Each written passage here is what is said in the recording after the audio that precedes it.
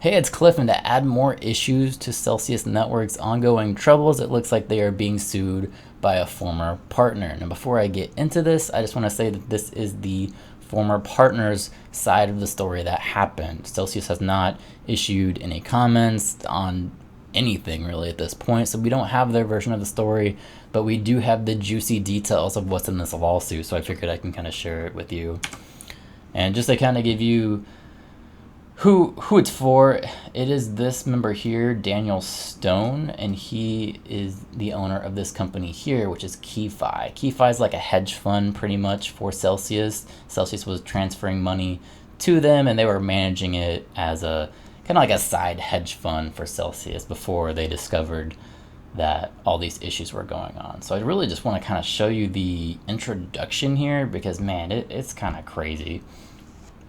So it states, this action concerns defendant's refusal to honor its contractual obligations to pay plaintiff the millions of dollars it is owed pursuant to a profit-sharing agreement that was entered in between the parties in January 2021. So their main issue that they're having in this lawsuit is that the hedge fund, the KeyFi, didn't get paid.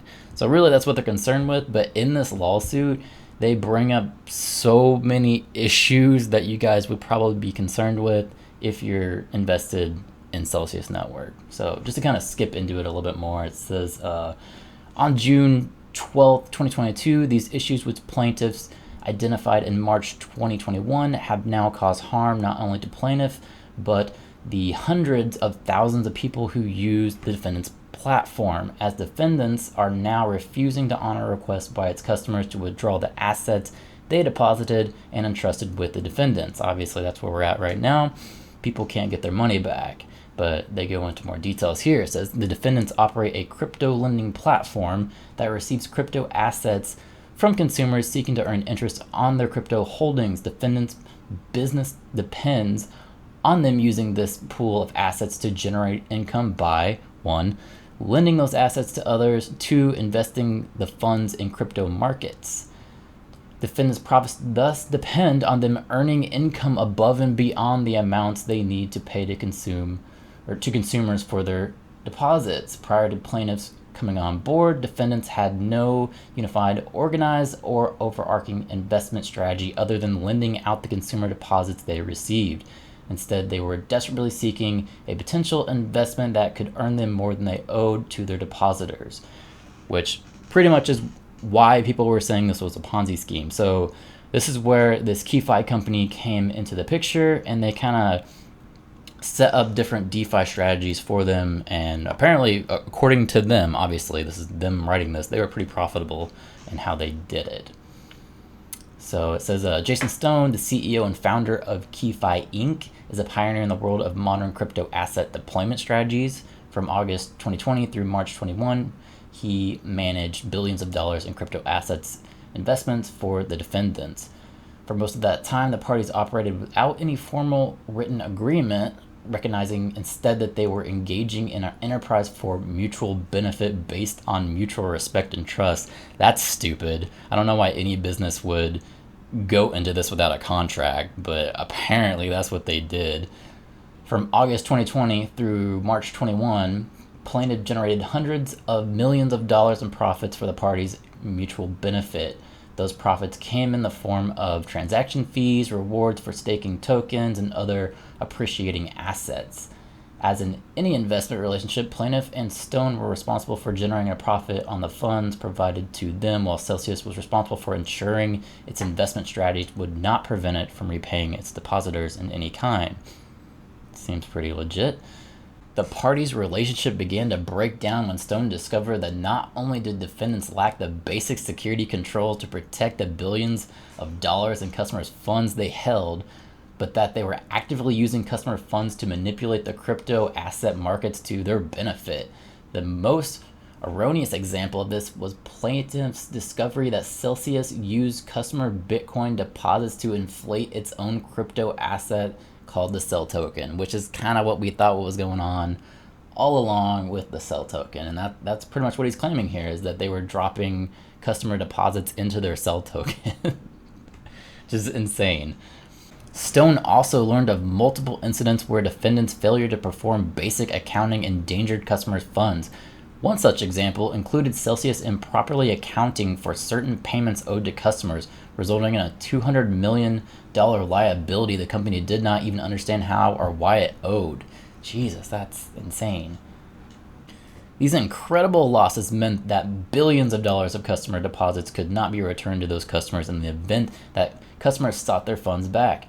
Celsius, for its part, was not concerned about these risks because it believed that the billions of dollars of customer deposits it manages are its property. Specifically, Celsius Terms of Service, which are buried on its website, state that all digital assets transferred to Celsius as part of their services are owned and held by Celsius for its own account.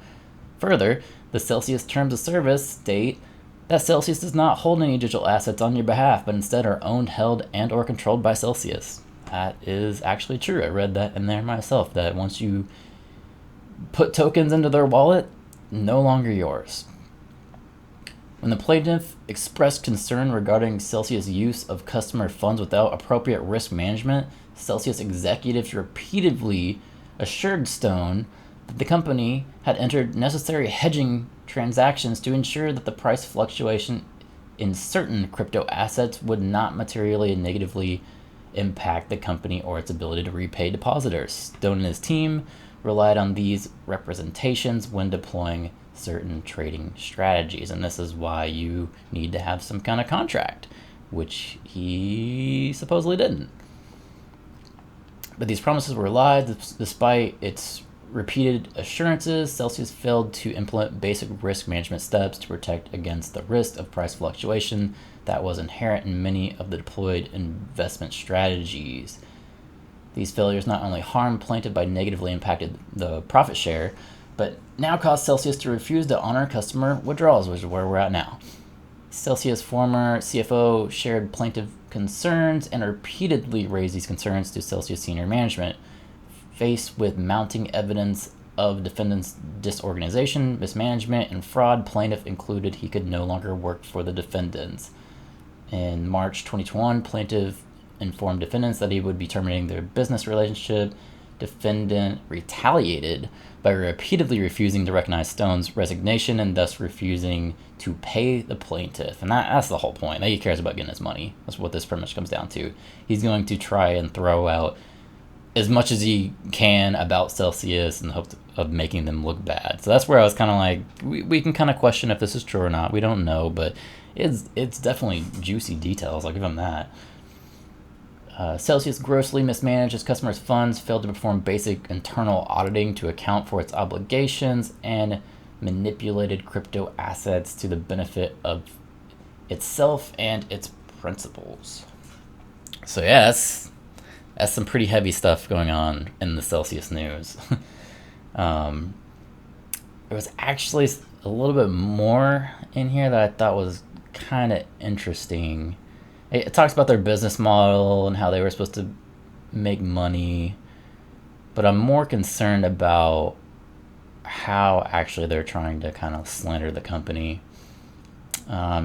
Basically, summing this up, it pretty much gives the wallet address that this Stone guy was supposed to manage. That's actually right here. I have the address. I'll put that down in the comments. You can actually see, like, he was given that address. He was supposed to manage funds, and apparently he did it well, according to himself. I don't know that for a fact, but the issue was that Celsius didn't hedge themselves, so they couldn't pay him, and obviously they couldn't pay you if you're in Celsius. So that's pretty much where we're at. They did have an MOU at one point, so eventually they did kind of have some kind of agreement for what was being done.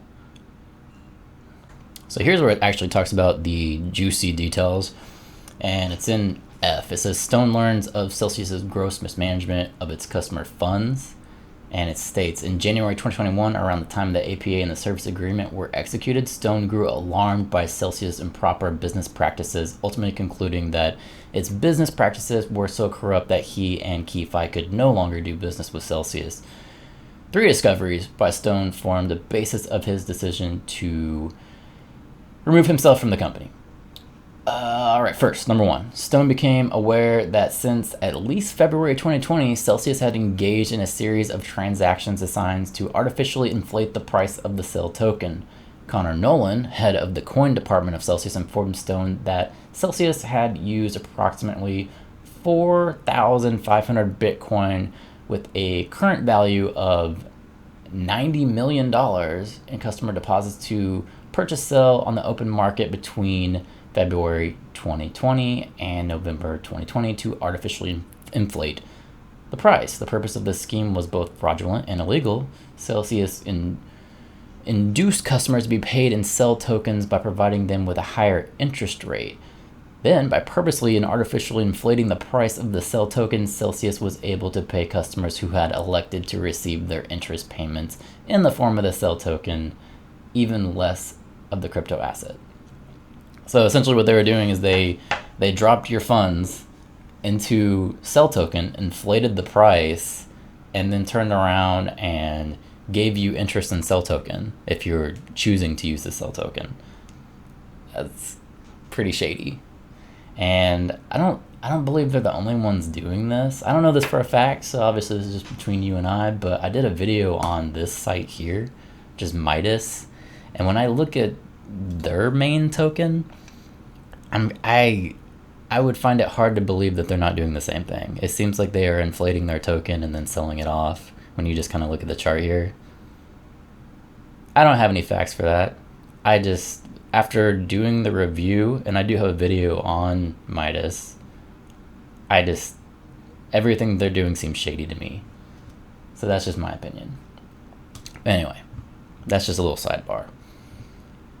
So it says this scheme also made it appear that there was substantial demand for the volume of trading in the SEL token, which is a lot, a lot of how they were earning their money. Celsius used this artificial demand to convince lenders that the SEL token it held in its treasury were liquid, marketable asset which could be used as collateral. Yeah, so pretty much everything we thought about SEL token probably was true according to this.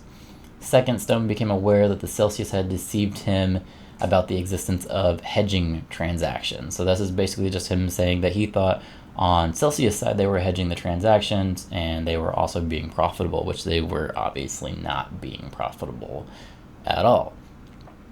Third, Stone learned of further financial mismanagement that threatened to plunge Celsius into insolvency. As mentioned above, Celsius paid a portion of interest on deposits in SEL token and a portion of interest in other crypto assets such as Bitcoin and Ether. With respect to consumers who chose to be paid in the crypto asset they deposited rather than SEL token, Celsius logged those liabilities on its book in US dollar denominated basis from 2018 through 2020, despite the fact that it paid its customers out in the underlying token, then failed to market those assets in its internal ledger as those crypto assets appreciated, creating a substantial hole in its accounting. So basically they were factoring everything into USD and they weren't factoring the appreciation or the price losing value and what they actually held, which is terrible. So through 2020 and 2021, crypto assets such as Bitcoin and Ether substantially appreciated compared to the dollar, yet Celsius failed to update its ledger in order to reflect the increased dollar value of its liabilities. And essentially this created a $100 to $200 million hole in their balance sheet, which would explain quite a bit. And now there was a lot of talk about, is Celsius a Ponzi scheme? When this first started happening, there was a lot of back and forth. People were saying, no, they just mismanaged their funds. They're not necessarily a Ponzi scheme. You need to know what the definition of a Ponzi scheme is. Well, this is probably the best argument for Celsius being a Ponzi scheme that I've read so far, and I'm on board with it. So basically it says the price of Ether increased over 50% in just a couple of days and continued to climb over the next few weeks, going from a low of 0.24 BTC per Ether on January to a high of 0.45 BTC. So Bitcoin had increased on Ether. Ether obviously was staying the same. It says Celsius had massive liabilities to depositors denominated in Ether, but had not maintained ETH holdings equal to those liabilities. Instead, Celsius had authorized DeFi strategies that resulted in the shifting of assets from Ether to other cryptocurrencies and failed to hedge against this well-known risk. This is pretty much talking about the banker stuff that was going on and how they had staked a bunch of Ether, if I'm reading this right. As customers sought to withdraw their Ether deposits, Celsius was forced to buy Ether in the open market at historically high prices, suffering heavy losses. Faced with a liquidity crisis, Celsius began to offer double-digit interest rates in order to lure in new depositors, whose funds were used to repay earlier depositors and creditors. This is pretty much being a Ponzi scheme. Thus, while Celsius continued to market itself as a transparent, well-capitalized business, in reality, it had become a Ponzi scheme. So, yeah, this is the best that I've seen for Celsius actually being a Ponzi scheme. That's pretty much the definition of a Ponzi scheme. It talks about basically Jason Stone not being repaid. I don't really care much about that, but it does also go into details about how their Celsius's financial balance sheet had gotten so bad that they had to borrow $1 billion of Tether, and the interest rate on that was 5 to 6%. Meanwhile, as you scroll down, you can see on their stablecoins they were paying 7.1%, and if you were earning through sell, they were supposedly paying 9.32. So obviously, that's not gonna work in common business practices. It also says here, after Stone left Celsius maintained access and control to the wallet that they had given him here. And it says CEO Alex Mashinsky used that control for his own personal benefit. In one example, Celsius CEO transferred valuable NFTs from the OXB1 wallet account to his wife's wallet. And so when I went actually to this wallet, I was trying to find those transactions. And when I went here, these are the only NFTs that I could find that he was sending out. So we can actually see those here if I pull them up. So for me, it's just mind-boggling to think that they were taking customer funds and they were buying NFTs in the first place. That's just stupid. But here they are. I'm assuming these are the ones because these are the only ones that I actually could find in the wallet. If anybody wants to actually go through this and look a little bit harder than I did, by all means, I will leave this down in the description. But yeah, that's pretty much the juicy details of everything that this guy is claiming. Basically, he's suing for breach of contract, negligent misrepresentation, fraud. He is also suing for breach of contract and accounting. And he is demanding all of these here, which is accounting for all money and crypto assets received by the defendants related to the services and or provided by KeyFi. He's looking for an award of damages in an amount to be determined at trial. So he's looking for money. An award of punitive damages in the amount to be determined at trial. So he's looking for a lot of money. And award of pre and post judgment interest. So he's looking for a lot of money. Such other and further relief as the court deems just and proper. So yeah, that's pretty much what we got going on for this lawsuit. A lot of juicy details in that I kind of liked looking into, but definitely let me know what you think about this one down below, and thank you for watching.